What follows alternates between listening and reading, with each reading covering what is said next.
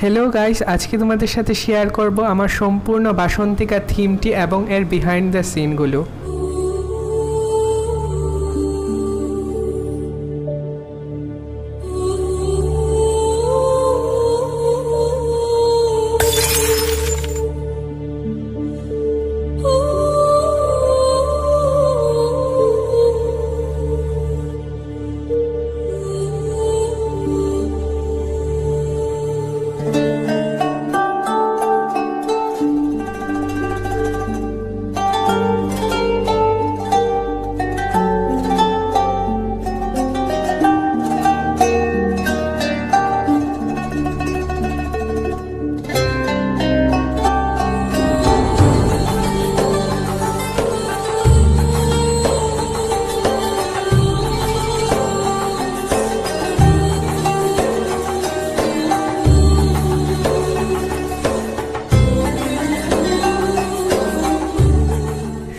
বসন্ত সপ্তমী, ঋতুরাজ বসন্তের অধিষ্ঠাত্রী দেবী বাসন্তীর পৌরাণিক ব্যাখ্যা। ঋতরাজ্য ও যুদ্ধে পরাজয়ের গ্লানিতে লিপ্ত রাজন সুরাট চললেন বনবাসী। পথে সঙ্গী হয় স্ত্রী ও পুত্র কর্তৃক মর্মাহত সমাধি। জীবনের উদ্দেশ্য অন্বেষণ করতে করতে উভয়ে পৌঁছে যান ঋষি মেধার নিকট। দৈবচক্রে শ্রবণ করলেন দেবী মহামায়ার মহিষ মর্দনের আখ্যান। শুনিয়া ভাগবতীর লীলা ভক্ত বৎসল রাজা সুরাট করিলেন দেবী মহিমার আরাধনা। সেই মাহেন্দ্র লগ্নটি ছিল চৈত্র মাস তথা বসন্তকালের শুক্ল নবরাত্রি তিথি। সেই থেকে টানা 3 বৎসর যাবৎ নির্জলা ব্রত ও কঠোর তপস্যার মাধ্যমে রাজা সুরত ও সমাধি মিলে দেবীর হৃদয় জয় করতে সক্ষম হয়। অবশেষে ভক্তের ভক্তিতে তুষ্ট দেবীর দৈবাদেশে শুরু হলো এক নতুন যুগের প্রারম্ভ। আরম্ভ হইল কালীর পুজো, দুর্গা পুজো।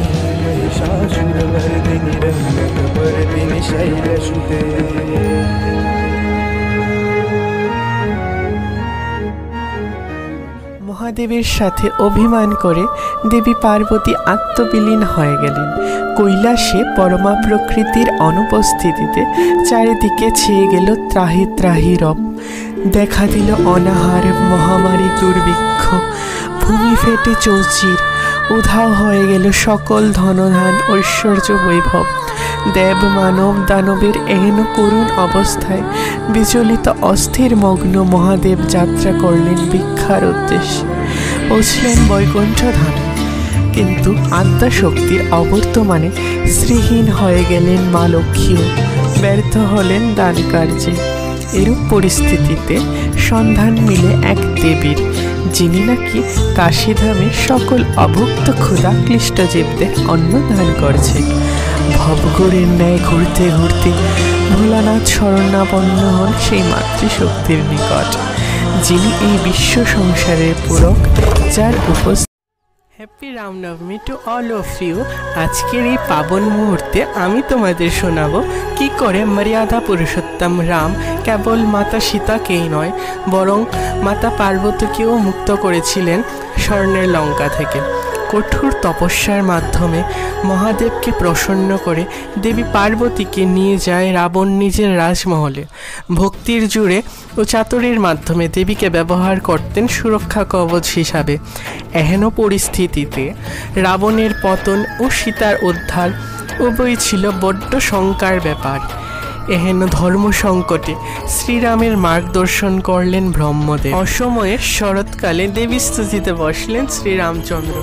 ভক্তের ভক্তির সততা যাচাই করতে দেবীও নিলেন ভীষণ চাতুর্যের পরীক্ষা। 108টি নীলকমল থেকে সরিয়ে নিলেন একটি। মনে মনে মন্দ মন্দ হরষিত হন। এদিকে উদ্বিগ্ন রঘুবীর নিজের ভুল তথা অপরাধ জ্ঞান করে নিজের পদ্মলোচন দান করতে যান। শ্রীহরির এরূপ আত্মত্যাগে প্রসন্না হন দেবী যোগমায়া। মুক্ত হন রাবণের ভণ্ড ভক্তি তথা মায়াজাল থেকে। বিজয় বরদান লাভ করে নেমে পড়েন শ্রীরাম রাবণের সাথে এক ভীষণ যুদ্ধে। যুদ্ধে রাবণকে পরাজিত করে উদ্ধার করলেন দেবী সীতা। অকালে দেবীর বোধন করায় এই কালীর পুজোটি অকাল বোধন নামে পরিচিত এবং এটি আমাদের প্রধান দুর্গাপুজো। আজ বসন্ত বিজয়া দশমী। মায়ের এই বিদায় লগ্নে শোনাব তোমাদের মহিষাসুরের আসরিক সত্তা বিসর্জনের কাহিনী। দুষ্ট পরাক্রমী মহিষাসুর নিজেকে অজর অমর ভেবে স্বর্গ মর্ত্য পাতাল ত্রিলোক কাঁপিয়ে তোলে নিজের রণডঙ্কারে। ব্রহ্মার পরে বলিয়ান অসুর আক্রমণ করে মানব দেবতা সহ গোটা জগৎবাসীর ওপর।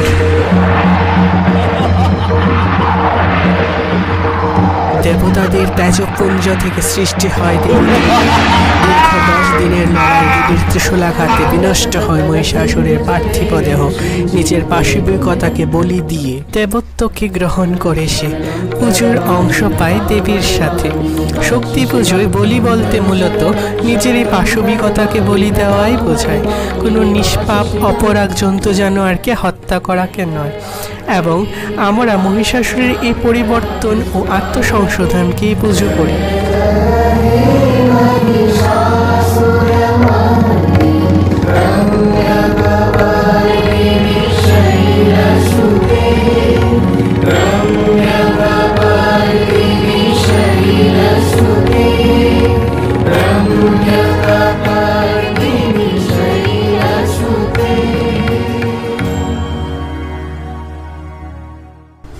হে গাইস, ইনি হচ্ছেন আমার সুইট মডেল সৌমিলি। তো সৌমিলিকে আজকে আমি বাসন্তী রূপ দান করলাম আমার মেকআপের মাধ্যমে, এবং জুয়েলারি ব্যাগের সব অপর্ণা ম্যাডাম থেকে আনা হয়েছে। মহিষাসুরের সিনগুলো শ্যুট করছিলাম, আমার সাথে কেউ হেল্পার ছিল না, সবটা আমার নিজে থেকে করতে হচ্ছিল। আমার এমন হাসি উঠছিল, পুরো মানে রাক্ষসের মতো লাগছিল, অসুর তো নয়।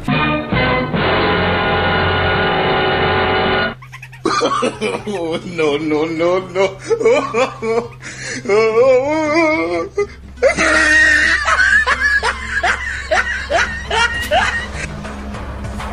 ত্রিশূল পড়ে যাচ্ছে, এটা পড়ে যাচ্ছে, ওটা পড়ে যাচ্ছে। আমাদের বাড়ির দিকে বিয়ের বাজনা বাজছে, আমি নিজের গায়ে নিজে রক্ত ঢালছি, এদিকে সস খাচ্ছি। সসটা খেয়ে আবার একটু টেস্টিও লেগেছে, তাই বারবার খাচ্ছিলাম। তারপর ভাবছি এটা কি ওষুধ, তো রক্ত খায় না, এভাবে কি করছি না করছি।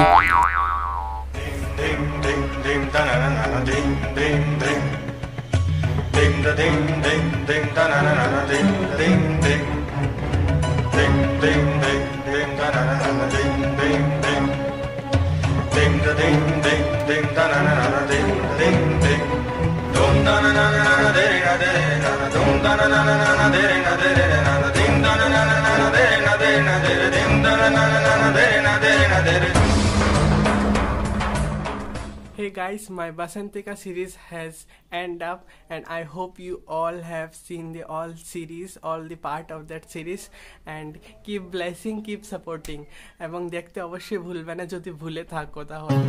ততক্ষণের জন্য টাটা। এই শর্টগুলো কিন্তু ডিরেক্ট নেওয়া হয়েছে, কোনো এডিট করা হয়নি। কত সুন্দর এসেছে শর্টসগুলো, তোমরা দেখতে পাচ্ছ। ইয়ার এবি দাদা করেছে, এবং ফার্স্ট শর্টে দেখতে পাচ্ছ সৌমিলি হিল জুতো পরেছিল, তো তার নিয়ে একটা কেলেঙ্কারি হয়ে যেত। তাই আমি যে শর্ট এডিট করেছিলাম ওইখানে এখানে হাইড করে দিয়েছিলাম জুতোগুলিকে। এবং আমাদের হিন্দু শাস্ত্রে একটি নিয়ম আছে, প্রাণ প্রতিষ্ঠা করলে দর্পণ ভঙ্গ হয় ঠাকুরের প্রথম দৃষ্টিতে। তো ওই সিনটা আমি রাখার প্ল্যান করলাম, একটু ইউনিক করার চেষ্টা করলাম। তোমরা আমাকে বলবে যে কীরকম হয়েছে। তোমাদের উৎসাহ দানের মাধ্যমে আমি ফিউচারে আরও এরকম কাজ করতে পারবো। অ্যান্ড সম্পূর্ণ স্টোরিটা আমি খুব তাড়াতাড়ির মধ্যে করছি, তাই বেশি সিন রাখতে পারিনি। যতটুকু রেখেছি তার মধ্যে সম্পূর্ণ কাহিনীটা ব্যাখ্যা করেছি, এবং তোমরা এনজয় করতে পারো ব্যাপারগুলোকে।